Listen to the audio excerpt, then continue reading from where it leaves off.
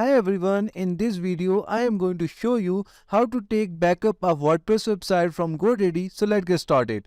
So at first we need to visit godaddy.com, and after that we need to log into our GoDaddy account. And now we will go to My Products, and here it will show us all the products that we have purchased from GoDaddy. From here we are going to scroll down to web hosting.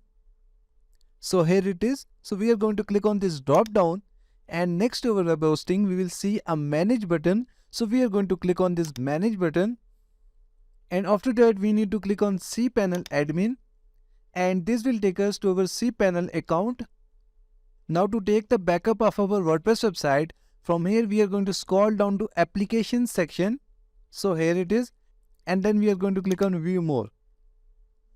Here it will show us all the WordPress installations. Next to our WordPress website, we will see few buttons, but we are going to click on this backup button.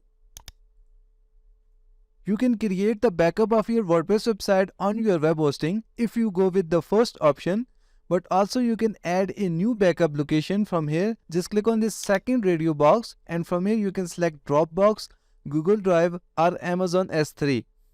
But we will go with the first option, so we are going to select this one. And after that you can also label your backup, but it is optional, but I am going to add a label for my backup. After that just click on backup button, and it will start creating your backup. So as you can see that our backup is now started. It will take some time depending on our website size. So now if you want to check all the backups of your WordPress installations, so from the top just click on My Backups, and it will show you all the backups that are available on your web hosting.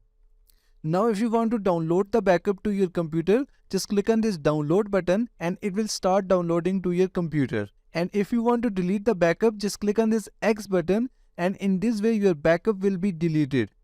So this is how you can take the backup of your WordPress website from GoDaddy. Thank you so much for watching the video tutorial. Please like the video and subscribe to my channel.